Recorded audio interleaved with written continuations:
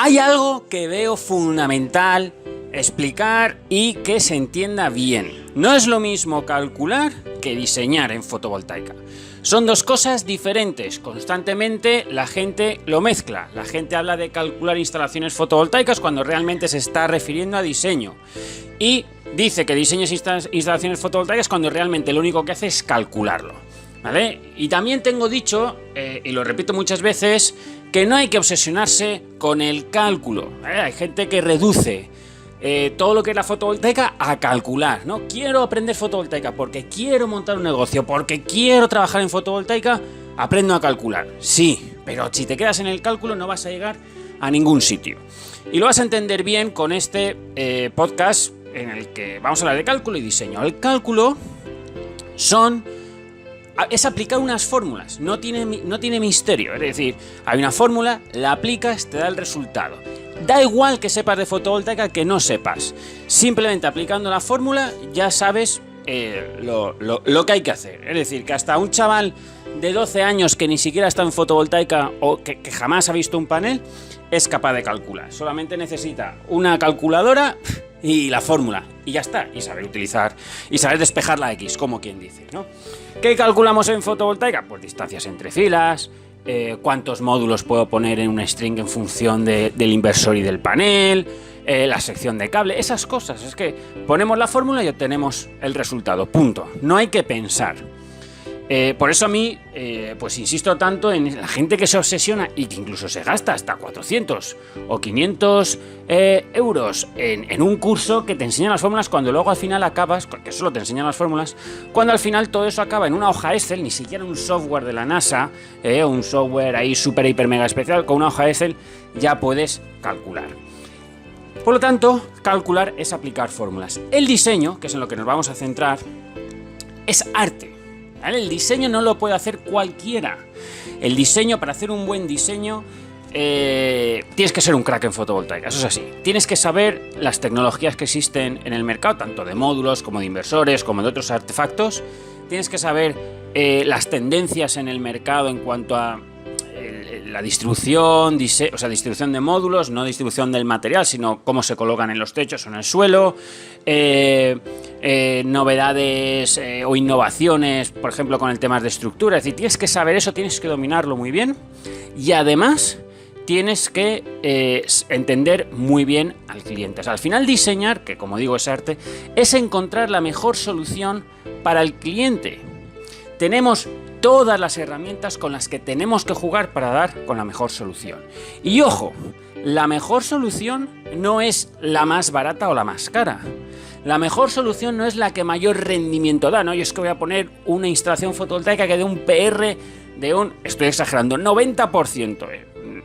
Ni tampoco la mejor solución es la que mayor produce. Mira, es que te estoy poniendo una instalación que en lugar de tener un PR de un 90%, también lo exagero en el sentido contrario, va a tener un 50%, pero eso al cabo del año vas a producir un 70% más porque te estoy llenando el techo de paneles, hablando de techos. O sea, no siempre es la más barata o más cara, no siempre la que mejor rendimiento tiene, no siempre es la que mayor producción va a tener. Es la solución que mejor se adapta a las necesidades del cliente. Ya sea autoconsumo o ya sea un sistema fotovoltaico de generación, o sea, un utility scale o incluso un sistema aislado. ¿Vale? Es la mejor solución. Y para eso tienes que ser un crack en fotovoltaica. Y para eso no hay ninguna fórmula que tú apliques y te diga, este es el diseño que tienes que poner. No existe, ¿de acuerdo? Depende del cliente. Hay que entenderlo muy bien.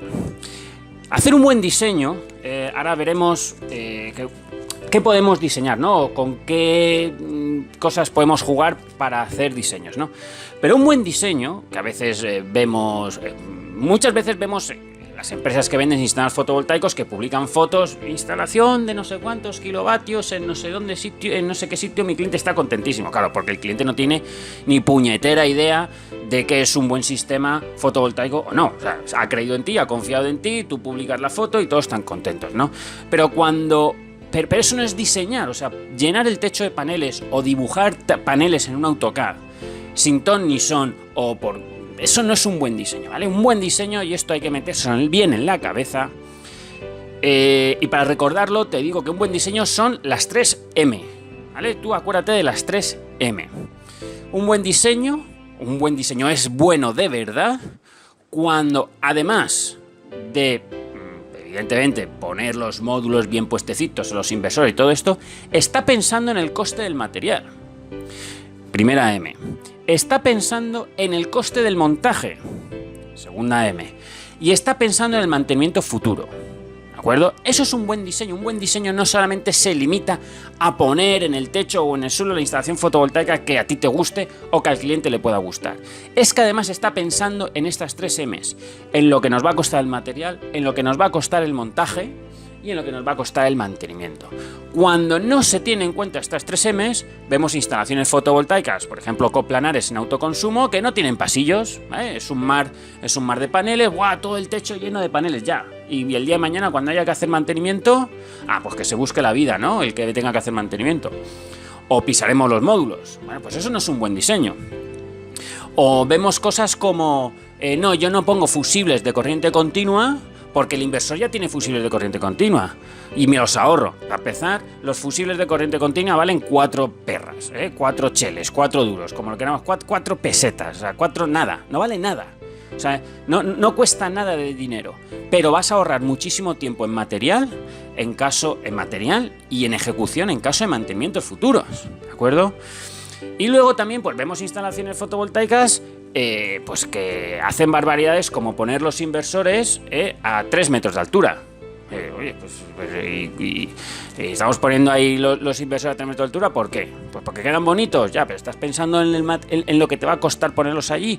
Y sobre todo, estás pensando en el que mañana con los inversores ahí a 3 metros de altura nadie los está viendo y no sabes si están bien o están... O sea, es decir, Internet, las redes sociales están llenas de fotos de malas instalaciones, de malos diseños, mejor dicho. No son malas instalaciones, son malos diseños presumiendo de buen resultado. ¿De acuerdo? Bueno, pues ten en cuenta estas 3 M's. Un buen diseño es bueno sí y solo si tiene en cuenta las 3 M's, ¿vale? Costes de material, costes de montaje y costes de mantenimiento.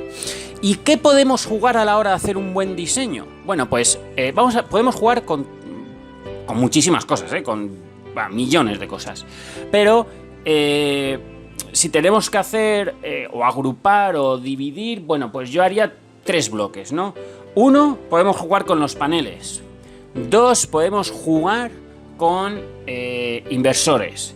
Y 3, podemos jugar con el BOS, el Balance of System. O sea, hay que jugar con esas cosas para ir buscando el correcto diseño. Hay que decir que el diseño nunca, jamás, un buen diseño sale a la primera. ¡Jamás! Y yo, pues, a mí cuando alguien me dice, mira la instalación fotovoltaica que he hecho, tal y cual, oye, ¿cuánto tiempo te llevó diseñarla? Nada, una tarde. Yo sé que eso no es un buen diseño. Yo sé que se puede mejorar. Porque un buen diseño, una vez que vendes la instalación fotovoltaica, estamos hablando de una vez que la vendes, o sea, hacer un buen diseño antes de vender una instalación fotovoltaica no merece la pena, porque son muchas horas. A lo mejor luego no vende la instalación fotovoltaica. El buen diseño empieza una vez que has vendido la instalación fotovoltaica. O, bueno, puedes empezarla cuando tú quieras, pero yo te recomendaría, oye, pues una vez que la has vendido. Un buen diseño, a lo mejor puedes estar de un autoconsumo, de 100 kilovatios, o sea, ni muy grande ni muy pequeño, de 100 kilovatios. Un buen diseño a lo mejor puede estar 4 días, 3-4 días. Y la gente a lo mejor dice, jolín, 3-4 días, eso es que eres muy lento diseñando. No, eso es que estoy mirando un montón de posibilidades que existen a la hora de diseñar. O sea, yo cada vez que tomo una decisión en un diseño, ya hay al menos hay 2 posibilidades, la que cojo y la que no cojo. Pues tengo que estudiar la decisión que tomo para seguir adelante, pero luego tendré que volver atrás y verificar el diseño con la opción que no cogí al principio. Y así se van haciendo un montón de bifurcaciones en el proceso de diseño. Por eso un buen diseño no se hace a la primera. Y por eso vemos las instalaciones fotovoltaicas que vemos. Imagínate que Leonardo da Vinci, pues yo qué sé, hubiera pintado no hubiera pintado como Los Ángeles. Pues no es que no lo conocería nadie, ¿no? Pues diseñar es arte. Bueno, pues como decía, podemos jugar con 3 cosas en el diseño.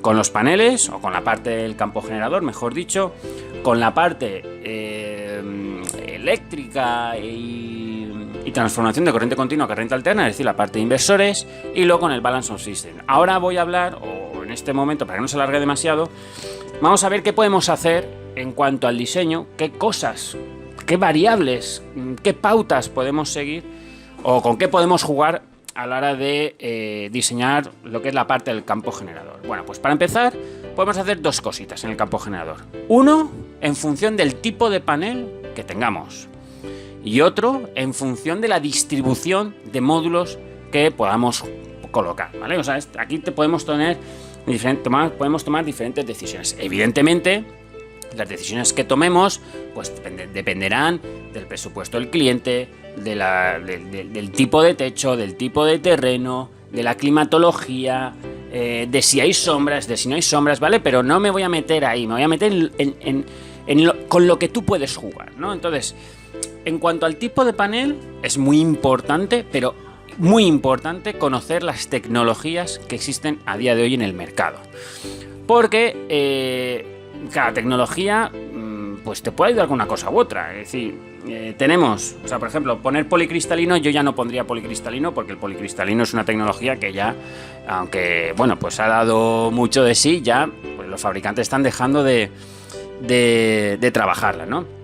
Pero tenemos, básicamente, hay muchísimas, pero así que me vengan a la cabeza: monocristalino simple, monocristalino cast, monocristalino tipo PERC, tecnología IBC, que a mí personalmente me gusta muchísimo. Luego tienes monocristalino tipo N o tipo P. El tipo P es el de toda la vida, ¿vale? El tipo N es que le dan la vuelta a la capa semiconductor. Bueno, no nos vamos a meter por ahí, pero que es un poquito más, tiene un poco más de eficiencia. Luego tenemos, en cuanto a lo que es la estructura de la celda, pues tenemos de media celda, módulos de media celda, que tiene sus ventajas. Tenemos módulos que se están poniendo ahora, cada vez los vemos más, single o overlapped, que son las celdas, o sea, las celdas entre sí están pegadas unas con otras, no hay busbar, es decir, y cada uno tiene unas ventajas y unas desventajas. Entonces, por ejemplo, el módulo de media celda. El módulo de media celda, la principal ventaja que tiene es que la parte superior del módulo funciona independiente de la parte inferior del módulo, de tal manera que si sombreamos una de las dos partes, la otra parte no se ve afectada. Esto es fabuloso cuando tenemos sombras. Si no tenemos sombras o no tenemos necesidad de juntar excesivamente las filas, ¿para qué vamos a comprar este tipo de tecnología que a lo mejor nos cuesta más cara que el módulo monocristalino normal? Otra cosa es que no nos cueste más caro, pero si nos cuesta más caro, ¿por qué ponemos un módulo de media celda o vemos instalaciones que ponen módulos de media celda incluso en disposición horizontal, o sea, ni siquiera vertical, que es donde tiene la ventaja cuando los ponemos vertical, sino en disposición horizontal, en lugar de poner módulos monocristalinos? Pues porque están de moda. Bueno, pues eso no es un buen diseño, no estás pensando en el cliente, porque a lo mejor al cliente tú le puedes estar ahorrando 1 céntimo o 2 céntimos por vatio, ¿no? O por ejemplo, también yo he visto módulos bifaciales, pero es que esto también es un poco burrada, módulos bifaciales a 20 centímetros del techo. Pues es que sí, no, el módulo tiene 600 y pico vatios, ya, pero de esos 600 y pico vatios, no, o sea, la parte trasera no la estás aprovechando, ¿no? ¿Y por qué lo ponen? Pues porque van al cliente y le dicen, no, te voy a poner un módulo bifacial de no sé cuántos vatios, cuando realmente pues vas a estar aprovechando solamente los vatios de la parte frontal del módulo. Entonces, tenemos que saber la tecnología de módulos que hay para poder ponerse al cliente en función de sus condiciones. Por ejemplo, antes, cuando el policristalino era bastante habitual, el policristalino respecto al monocristalino normal, plain, o sea, mono versus poli, sin apellidos, monocristalino versus policristalino, pues el policristalino resulta que a medida que la temperatura de la celda asciende, sube, o sea, coge calor el módulo, pues la pérdida de rendimiento es menor que la pérdida del rendimiento del monocristalino. ¿Es mucho? No.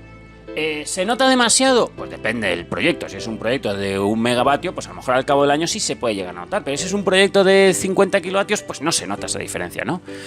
Entonces, ¿qué pasa? Que yo veía que la gente ponía a los clientes en sitios donde hacía calor, etcétera, etcétera, etcétera, monocristalino, por el mero hecho de venderles un panel más caro. Oye, ponles policristalino, que no solamente es más económico, sino que es que encima pues le puede venir hasta mejor, ¿no? Por el calor que hace ahí, en fin. Entonces, tenemos que jugar con los módulos y pensar en todas las tecnologías de módulos que hay y qué es lo mejor para el cliente. Habrá clientes en los que pues sean muy pijos, muy altaneros, pues yo qué sé, pues que estén forrados de dinero y que quieran lo mejor del mercado.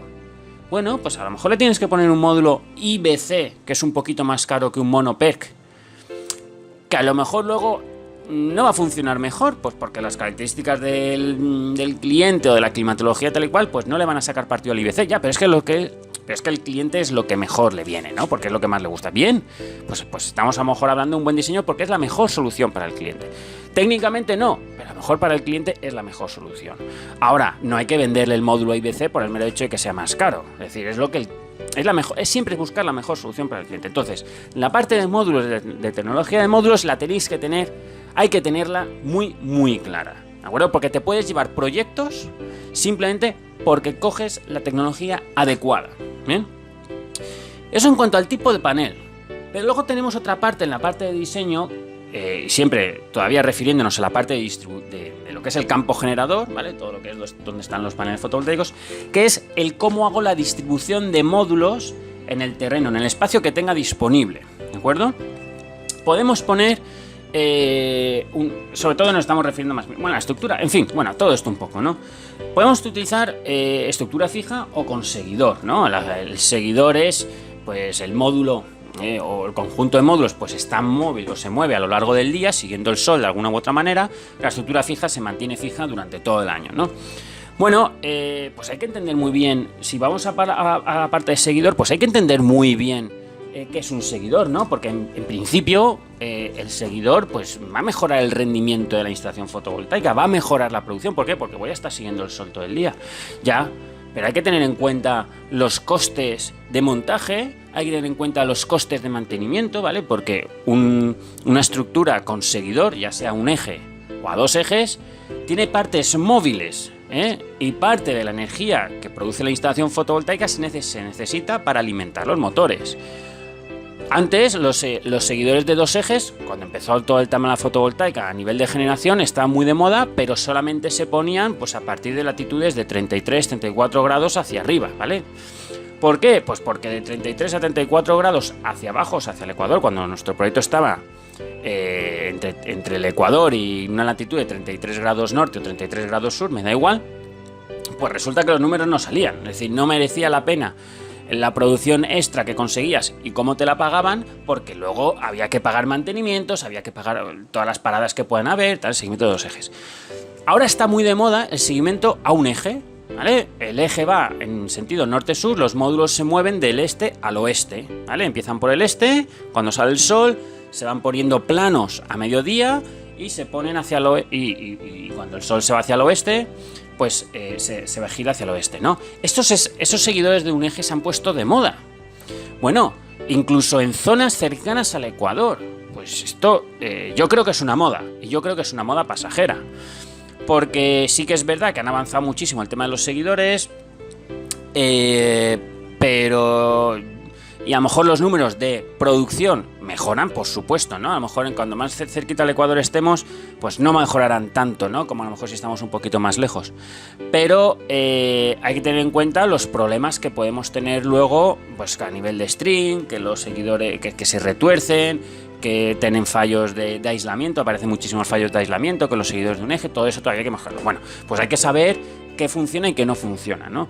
Si nos vamos a la distribución de módulos fija, que es la más habitual, pues podemos encontrar desde módulos de una fila, desde estructuras de una fila en el que los módulos solamente, pues lo que es la estructura soporta horizontalmente, o sea, longitudinalmente, por decirlo así, un módulo que puede estar en vertical o en horizontal, ¿vale? 1V o 1H se llaman, o podemos tener filas en las que tenemos dos módulos montados, o sea, son filas de 2V, si están en vertical, dos módulos en vertical, así, y replicamos dos módulos a lo ancho. O en horizontal, 2H, 3V, 3H, 4V, 4H, o sea, podemos jugar con esas cosas. ¿De qué va a depender? Pues del espacio y tal y cual. ¿Con qué podemos jugar también? Con la inclinación. Nosotros intentaremos siempre buscar la inclinación óptima. pero a lo mejor tenemos que reducir un poquito la inclinación para poder meter más filas, que es verdad que el rendimiento baja, pero estamos poniendo más potencia y al final pues podemos estar produciendo más, depende de lo que el cliente necesite, ¿no? O podemos darle más inclinación a la óptima porque a nosotros nos interesa producir más en los meses de invierno que en los de verano, por lo tanto le damos más inclinación a las filas. Otra distribución, por ejemplo, que me viene a mí a la cabeza, los sistemas este-oeste, ¿vale? Pero no con seguidor, sino estructura fija, ¿vale? Ponemos los módulos, una parte, el 50%, por decirlo así, de los módulos están mirando al este y el 50% quedan mirando al oeste. Pues no están mirando al sur si estamos en el hemisferio norte, o al norte si estamos en el hemisferio sur. No estamos poniendo los módulos en su posición óptima para estar fijos. Los estamos poniendo al este, los estamos poniendo al oeste. Bueno, pues así esto hay que pensarlo bien. O sea, con un sistema este-oeste fijo lo que conseguimos es meter mucha más potencia, o sea, optimizar mucho mejor el espacio en el techo, bueno, en detrimento del rendimiento, punto. O sea, la gente que diga, no se pierde rendimiento, sí se pierde rendimiento, es decir, y cuanto más te alejes del ecuador, un sistema este-oeste fijo pierde más rendimiento, punto. O sea, eso es así. Ahora, tiene otras ventajas, como por ejemplo que metes más potencia, porque no tienes que dejar distancias entre filas por temas de las sombras, sí que hay que dejar distancias entre las filas, o sea, un pasillito por temas de mantenimiento, pero no por temas de sombras, por lo tanto optimizas muchísimo mejor el espacio, aplanas la curva de producción, en un sistema con orientación sur en el hemisferio norte, o con orientación norte en el hemisferio sur, la curva genera una campana acusada, porque en las horas centrales del día pues produce más que en las primeras horas del día o las últimas de la tarde. Un sistema este-oeste es al revés. Durante las primeras horas del día, pues la producción es mejor, pero en las horas centrales del día, que es cuando más radiación tenemos, pues el funcionamiento es peor, porque no lo estamos mirando al sur, lo estamos mirando al este y al oeste. Entonces la curva se aplana. Bueno, pues esto a lo mejor en algunos países en los que si estamos trabajando en autoconsumo, pues no nos interesa generar demasiados excedentes, como por ejemplo en España, por el tipo de regulación que hay con el tema de autoconsumo, que es un net billing, pues nos puede venir bien, según el caso, si tenemos problemas de espacio y encima queremos aplanar la curva. O por ejemplo en temas de generación. En temas de generación, pues por tener una producción un poquito más constante a lo largo del día, pues oye, pues a lo mejor ponemos este-oeste en lugar de un sistema sur que en las horas centrales del día va a estar a tope, pero en las primeras horas de la mañana y en las últimas de la tarde no. Entonces, bueno, pues podemos jugar con un montón de cosas, pero como veis, he contado un montón de cosas solamente de la parte del campo generador. Es decir, cada posibilidad es un estudio que hay que hacer. Si esto encima lo ligamos, que lo dejaremos para otro capítulo, con lo que podemos jugar con la parte de inversores y con lo que podemos jugar con la parte de strings, o lo que podemos jugar con la parte del balance of system, pues bueno, pues evidentemente en una mañana es imposible hacer un buen diseño. Recuerda, un diseño, ¿vale? Diseñar es arte. Calcular es meter en una calculadora, en una hoja Excel, unas fórmulas, unos numeritos y te dan la respuesta. No hay ninguna fórmula que te vaya a decir cuál es el mejor diseño. Esto es una cosa de prueba y error. Un buen diseño, y esto resumiendo, un buen diseño te va a depender, acuérdate de las 3 M. Tienes que pensar, además de la solución mejor para el cliente, tienes que pensar en el material, tienes que pensar en el montaje y tienes que pensar en el mantenimiento. Por eso, los mejores diseñadores de fotovoltaica, no es casualidad que sean personas que hayan estado en mantenimiento y que hayan estado en montajes, porque cuando se sientan a diseñar, no solamente ponen paneles más o menos con una distribución u otra, con una orientación u otra en un AutoCAD, sino que saben que lo que están dibujando se puede hacer, se puede ejecutar, que va a resultar mejor por aquí o que va a resultar mejor por allá, ¿vale? Entonces, las 3 M's, material, montaje y mantenimiento, y que creo que ha quedado claro que no es lo mismo diseñar que calcular, y que en la hora del diseño podemos jugar con 200.000 cosas, y lo dividiremos en 3 grupos: lo que es la parte de generación o campo generador, que son pues el tipo de panel y cómo pongo los módulos, cómo los distribuyo; la parte de transformación, inversores, strings y tal y cual; y la parte de balance of system, ¿vale? Que es el resto de cosas, que lo dejaremos para otro capítulo. 3M, montaje, material, mantenimiento. Buen diseño. Ahora te toca a ti empezar a pensar en un buen diseño.